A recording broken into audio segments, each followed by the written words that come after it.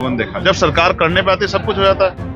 तो जिस विचारधारा की सरकार अपना काम कर रही है, जब सरकार इतना अच्छा काम कर रही है, हम उसमें क्या कहें। और जुडिशरी भी एक तरफा खड़ी दिखाई देती है। उन कमजोर वर्गों की लड़ाई हम लोग लड़ने काम करें जिनको आजादी के इतने दिनों बाद भी इज्जत की जिंदगी नहीं मिली।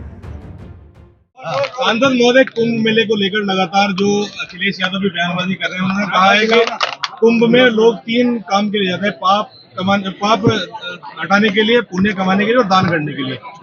आजाद समाज पार्टी क्या तैयार है कुंभ मेले के लिए, क्योंकि सरकार भी लगातार हमलावर है अन्य पार्टी। जिस काम को सरकार से कोई और सवाल आप पूछोगे, रोजगार को लेके, बुनियादी सुविधाओं को लेके, लोगों के मकान के लेके, रोटी कपड़ा के लेके, सरकार पर जवाब नहीं। सरकार कहती है एक दिन में कुछ नहीं होता। लेकिन हमने देखा कि 6 महीने में रेत पे एक बहुत बड़ा शहर बनते हम लोगों ने देखा। जब सरकार करने पे आती सब कुछ हो जाता है। तो जिस विचारधारा की सरकार अपना काम कर रही है, जब सरकार इतना अच्छा काम कर रही है, हम उसमें क्या कहें। किसी को पाप धोने हैं, किसी ने पाप किया वो चला जाए। कोई बताता है जो पाप करता है। आपने कोई भी पाप किया तो आप बता दोगे किसी को कि आपने पाप किए। मेरा ये कहना है, हम इस देश में उन लोगों के लिए रोटी कपड़ा मकान बुनियादी सुविधाएं और सम्मान की लड़ाई लड़ रहे हैं जिनको हजारों साल तक जाति धर्म संप्रदाय के नाम पे अपमानित किया गया। और जहां एडमिनिस्ट्रेशन, कई बार मीडिया, पुलिस और जुडिशरी भी एक तरफा खड़ी दिखाई देती है। उन कमजोर वर्गों की लड़ाई हम लोग लड़ने काम करें जिनको आजादी के इतने दिनों बाद भी इज्जत की जिंदगी नहीं मिली।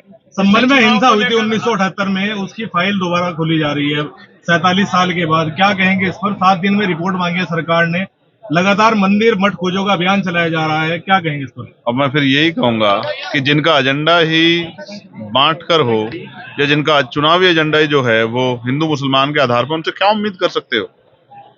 नौजवान रोजगार के लिए कहेगा तो लाठी लगेगी। 1 करोड़ 80 लाख रुपए की बड़ी डकैती दिन दहाड़े। यही मुजफ्फरनगर में मैं गया था, पीट पीट के मार दिया सनी को। बागपत के नौजवान को 3 साल न्याय नहीं मिला, उसने जाके पार्लियामेंट के सामने आग लगा ली। और अभी मौर्य जी को पुलिस ने पीट पीट के मार दिया। क्या सुनना चाहते हो मुझसे? उत्तर प्रदेश में तो जंगल राज है, उस पर क्या सुनना चाहते हो मुझसे कि मैं मुख्यमंत्री जो तानाशाही रवैये के अब जो मन में आ रहा कर रहे हैं उस पर पीठ थपथपाऊं उनकी? या सच बताऊं कि उत्तर प्रदेश में मेरे जैसा आदमी जिसने गोली खाई है, क्या कह सकते हैं किसकी जान कब कहां चली जाए। सदन में बात रखना चाहते हैं आपको जो पूरा समय नहीं मिल पाता, उसका कारण क्या है सर? आप पूछ के बताओ। मैं तो अपनी कोशिश करता हूं कि मौका मिल जाए। दिल्ली चुनाव में आजाद समाज पार्टी का क्या स्टैंड? हाँ, मजबूती से लड़ रही है। दिल्ली की स्टेट की टीम ने जो तय किया है, कितनी सीटों पर लड़ा जाएगा? तो मैं अभी आज नहीं कह सकता, लेकिन मैं ये बता रहा हूँ कि लड़ रही है, क्योंकि कल मेरी बात हुई थी।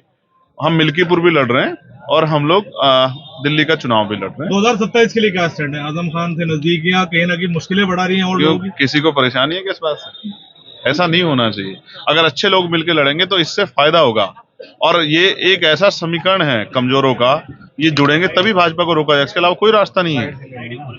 लगभग कितनी सीटों पर चुनाव लड़ेगा आजाद समाज पार्टी 2027? मिल्कीपुर में तो एक ही उस पर है, तो मिल्कीपुर का लड़ने, फिर जिला पंचायत लड़ने, फिर उसके बाद बताएंगे।